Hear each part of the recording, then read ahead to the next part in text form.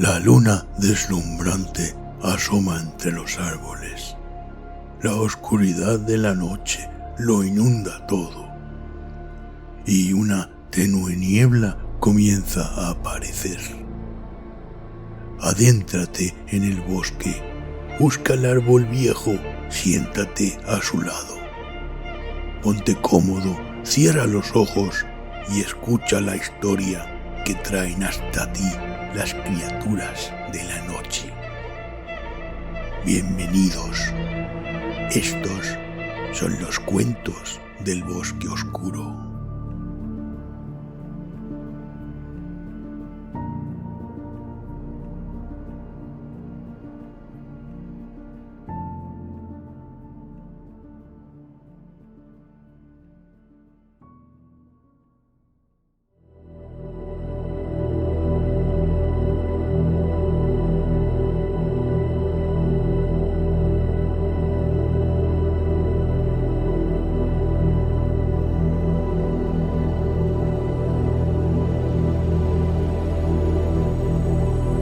El jardín del tiempo,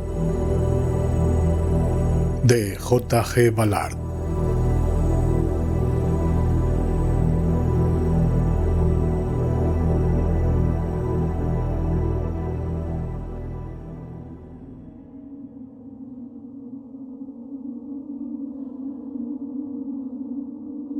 Al atardecer, cuando la sombra de la villa alcanzaba la terraza, el conde Axel abandonó su biblioteca y bajó los anchos escalones de estilo rococó que conducían hacia las flores del tiempo.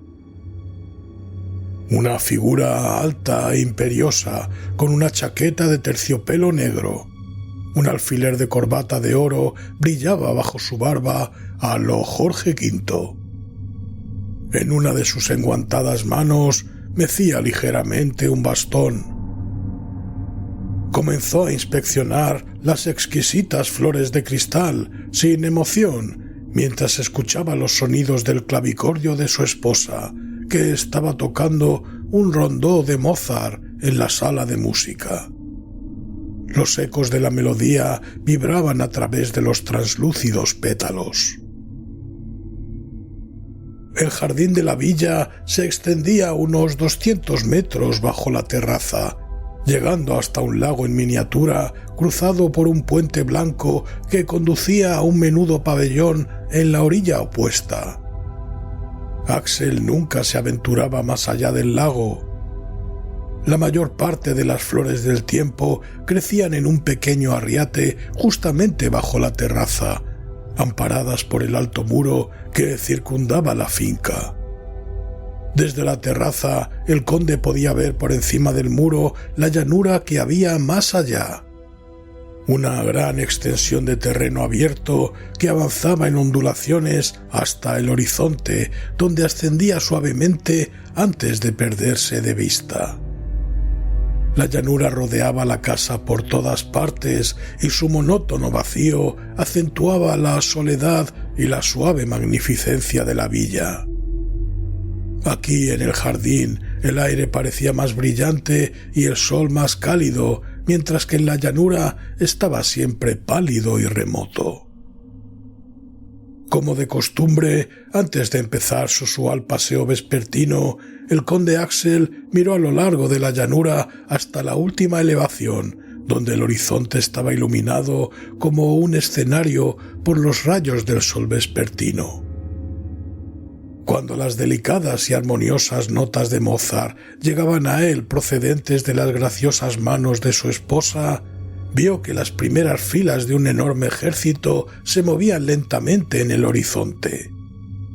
A primera vista le pareció que avanzaban ordenadamente, pero en una inspección más detallada pudo comprobar que el ejército estaba formado por un vasto y confuso tropel de gente, hombres y mujeres entremezclados, con unos cuantos soldados de raídos uniformes, y todos ellos avanzando como una marea humana.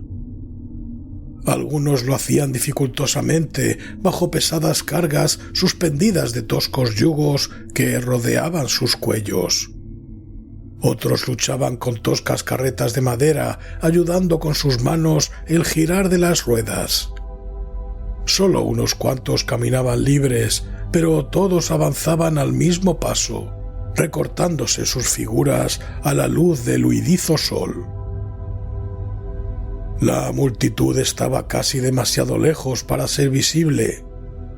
Sin embargo, Axel siguió observando con expresión fría y vigilante hasta que se hizo claramente perceptible la vanguardia de un inmenso populacho. Por último, cuando la luz del día comenzó a desvanecerse, la multitud alcanzó la cresta de la primera ondulación bajo el horizonte. Entonces Axel abandonó la terraza y descendió a pasear entre las flores del tiempo. Las flores crecían a una altura de 2 metros. Sus delgados tallos, como varillas de cristal, sostenían una docena de hojas. Al extremo de cada tallo estaba la flor del tiempo, del tamaño de una copa. Los opacos pétalos exteriores guardaban su corazón de cristal. Su brillante diamantina presentaba 1000 facetas. Al ser movidas ligeramente por la brisa vespertina, refulgían como lanzas de fuego. Muchos de los tallos habían perdido su flor y Axel los examinaba cuidadosamente, con un destello de esperanza en los ojos, en su búsqueda de algún nuevo brote.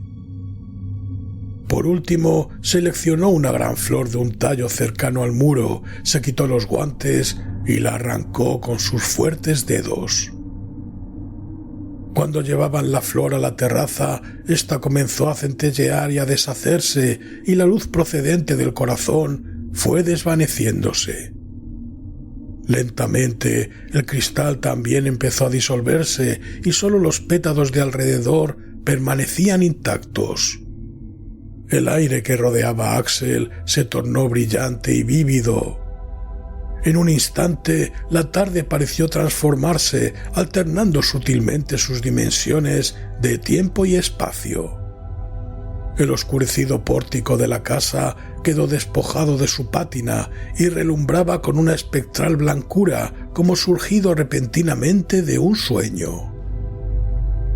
Alzando la cabeza, Axel miró fijamente otra vez por encima del muro. Solo el lejano borde del horizonte estaba iluminado por el sol, y la gran multitud que antes había avanzado casi una cuarta parte del camino de la llanura había retrocedido ahora hasta el horizonte. Todos habían vuelto atrás abruptamente en una reversión del tiempo y ahora parecían inmóviles. La flor en la mano de Axel se había contraído hasta adquirir el tamaño de un dedal de cristal. Los pétalos estaban crispados alrededor del desvanecido corazón. Un desmayado centelleo tembló por un instante desde el centro y se extinguió rápidamente. Entonces Axel sintió derretirse la flor como una gota de rocío en su mano. El crepúsculo se cerraba alrededor de la casa, extendiendo sus grandes sombras sobre la llanura, fusionando el horizonte con el cielo. El clavicordio estaba silencioso y las flores del tiempo no reflejaban su música, ahora inmóviles, formando parte del bosque embalsamado. Durante unos minutos, Axel las miró, contando las flores que aún quedaban. Después saludó a su esposa, que cruzaba la terraza arrastrando el borde de su vestido de noche, de brocado por las baldosas. «Qué hermoso atardecer, Axel», habló la mujer, conmovida como si fuesen obra de su marido las ornamentales sombras y el nítido aire. Su rostro era sereno e inteligente. Llevaba el pelo recogido por detrás con un broche de piedras montadas en plata. El vestido, escotado, revelaba un largo y delgado cuello y una barbilla altanera. Axel la examinaba con profundo orgullo. Le ofreció su brazo y juntos bajaron las escaleras hasta el jardín. Uno de los más largos atardeceres de este verano, confirmó Axel añadiendo: he arrancado una flor perfecta, querida, una joya. Con suerte nos servirá para varios días. Frunció el entrecejo y miró involuntariamente al muro. Cada vez parecen estar más cerca. Su mujer le sonrió alentadoramente y apretó su brazo con efusión. Ambos sabían que el jardín del tiempo estaba muriendo.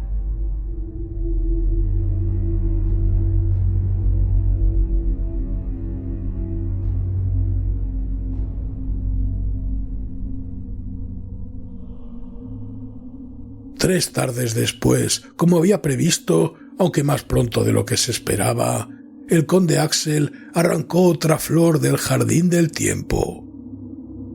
Cuando aquel día miró por encima del muro, la chusma había alcanzado la mitad de la llanura, extendiéndose como una masa ininterrumpida. Creyó oír murmullos de voces traídos por el aire, un hosco ronroneo pleno de lamentos y gritos. Afortunadamente, su mujer estaba ante el clavicordio y los maravillosos contrapuntos de una fuga de Bach se esparcían a través de la terraza, ocultando otros ruidos.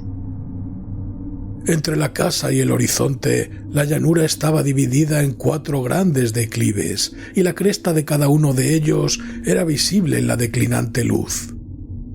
Axel se había prometido a sí mismo que nunca los contaría, pero el número era demasiado pequeño para pasar inadvertido, particularmente porque servían de referencia en el avance del ejército.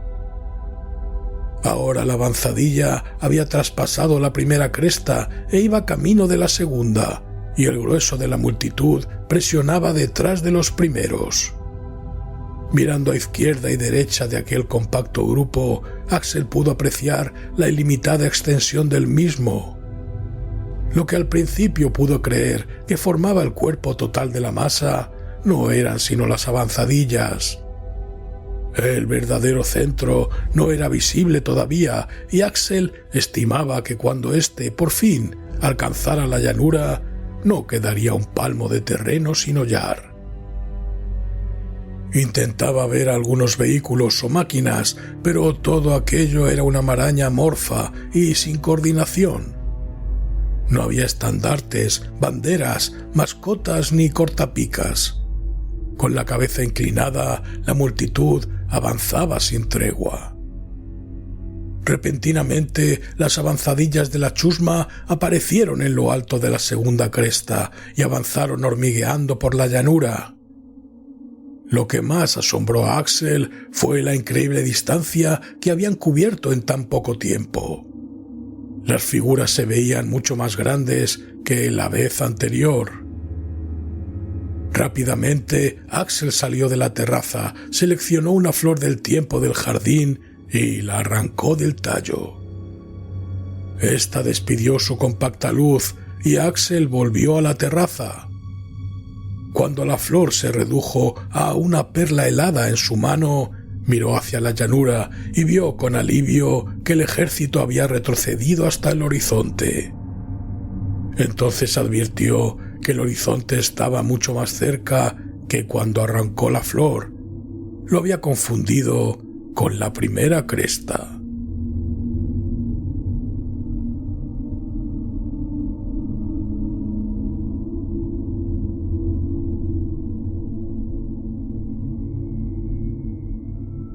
Cuando se unió a la condesa en el paseo vespertino, no le dijo nada de lo sucedido, pero ella se dio cuenta de su desconcierto e hizo todo lo posible para disipar su preocupación. Mientras bajaban los escalones, la condesa señaló al jardín del tiempo. ¡Qué maravilloso panorama, Axel! ¿Hay tantas flores todavía? Axel asintió, sonriendo interiormente ante la tentativa de su mujer para tranquilizarle. La entonación con que ella había pronunciado la palabra todavía revelaba su propio conocimiento del próximo fin. De hecho, restaba una escasa docena de flores de los cientos que habían crecido en el jardín, y en su mayor parte eran tan solo capullos. Solamente 3 o 4 habían alcanzado la plenitud. Cuando caminaban hacia el lago, Axel trataba de decidir si debía arrancar primero las flores desarrolladas o dejarlas para el final.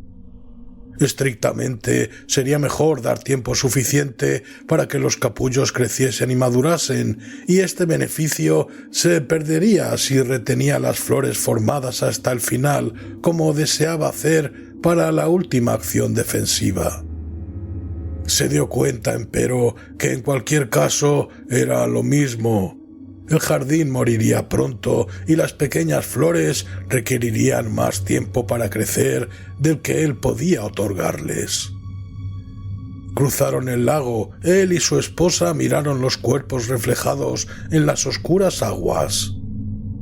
Amparado por el pabellón por un lado y el muro por el otro, Axel se sentía tranquilo y seguro, y la llanura, con su alborotada multitud, parecía una pesadilla de la cual había despertado felizmente. Puso un brazo alrededor del suave talle de su esposa y la atrajo hacia sí cariñosamente, dándose cuenta de que no la había abrazado desde hacía años, aunque sus vidas habían sido eternas, y podía recordar como si fuera ayer cuando la trajo a vivir en la villa. Axel, le preguntó su mujer con repentina seriedad. Antes que el jardín muera, ¿puedo arrancar yo la última flor? Entendiendo su petición, él asintió lentamente con la cabeza.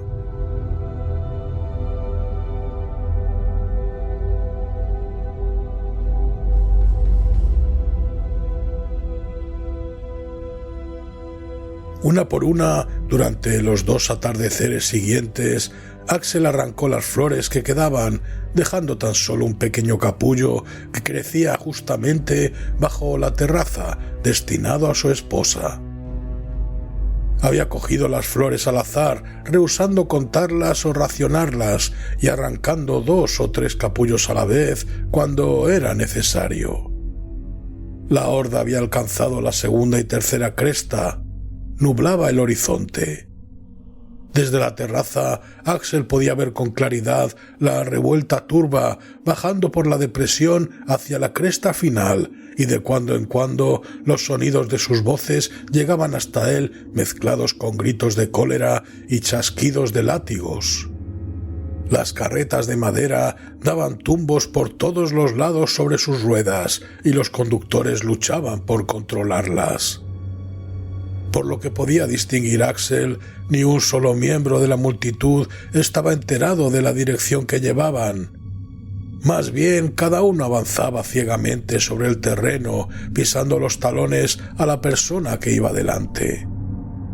Sin motivo que aducir, Axel tenía la vaga esperanza de que el verdadero núcleo bajo el lejano horizonte pudiera cambiar de dirección y la multitud alterase su curso gradualmente, desviándose de la villa y retrocediera en la llanura como una resaca en el mar. En el penúltimo atardecer, cuando arrancó la flor del tiempo, la avanzadilla de la chusma había alcanzado la tercera cresta y pasaba hormigueante ante ella. Mientras esperaba a la condesa, Axel miró las 2 florecillas que quedaban. Solo conseguirían hacerles retroceder un corto trecho en el próximo atardecer. Los tallos de cristal a los que arrancó las flores se alzaban en el aire, pero todo el jardín había perdido su lozanía.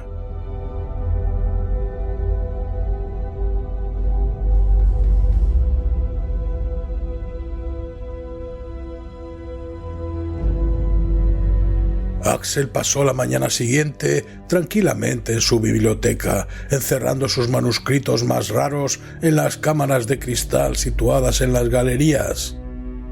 Caminó lentamente ante los retratos, puliendo cada uno de los cuadros cuidadosamente. Después puso las cosas en orden en su escritorio y cerró la puerta tras él. Durante la tarde halló trabajo en la sala, ayudando a su esposa, que limpiaba sus ornamentos y ponía en orden los jarrones y bustos. Al atardecer, cuando el sol declinaba por detrás de la casa, ambos estaban cansados y polvorientos y no habían cruzado la palabra en todo el día. Cuando su mujer se dirigía a la sala de música, la llamó. «Esta noche cogeremos las flores juntos, querida», anunció lentamente. «Una para cada uno». Lanzó una ojeada por encima del muro. Pudo oír a unos 600 metros el rugir de la chusma avanzando hacia la casa. Rápidamente, Axel arrancó su flor, un capullo no mayor que un zafiro. A medida que éste iba perdiendo su luz, el tumulto de afuera pareció ceder momentáneamente. Después comenzó de nuevo. Cerrando sus oídos al clamor, Axel dirigió la vista hacia la villa, contando las 6 columnas del pórtico. Después se fijó en la plateada superficie del lago que reflejaba la última luz del atardecer y en las sombras que se cruzaban entre los árboles y se extendían por el crespo césped. Axel se detuvo sobre el puente donde él y su mujer habían visto sucederse, cogidos del brazo, tantos y tantos veranos. Axel. Afuera el tumulto se hacía ensordecedor. 1000 voces bramaban a 20 metros escasos de allí. Una piedra cruzó por encima de la valla y cayó en el jardín del tiempo, rompiendo algunos de los vítreos tallos. La condesa corrió hacia él cuando una nueva oleada retumbó a lo largo del muro. Después, una pesada baldosa cruzó por encima de sus cabezas y se estrelló en una de las ventanas del invernadero. ¡Axel! La rodeó con sus brazos, ajustándose la corbata que ella había ladeado con su hombro. «Rápido, querida, la última flor». La condujo al jardín. La condesa tomó el tallo, arrancó la flor limpiamente y la protegió entre las palmas de sus manos. Por un momento el tumulto desmayó y Axel recobró su sangre fría. Al vívido centelleo de la flor vio el blanquecino rostro y los asustados ojos de su mujer. «Reténla todo lo que puedas, querida, hasta que muera la última de sus fibras». Permanecieron juntos en la terraza. De pronto, el griterío de afuera aumentó. La multitud estaba golpeando la verja de hierro y toda la villa temblaba ante ese impacto. Cuando el último rayo de luz desapareció, la condesa elevó sus manos como si liberase un invisible pájaro. Después, en un acceso final de valor, tomó las manos de su esposo con una sonrisa radiante que se desvaneció rápidamente. ¡Oh, Axel!, lloró. Como una espada, la oscuridad descendió súbitamente sobre ellos.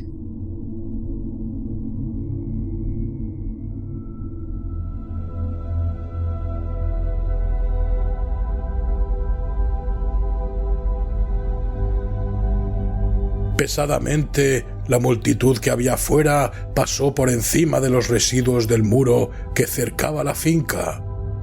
Acarreaban sus carretas por encima de él y a lo largo de los baches que una vez habían sido primoroso camino. Las ruinas de lo que antes fuera una espaciosa villa eran holladas por una incesante marea humana. El lago estaba seco.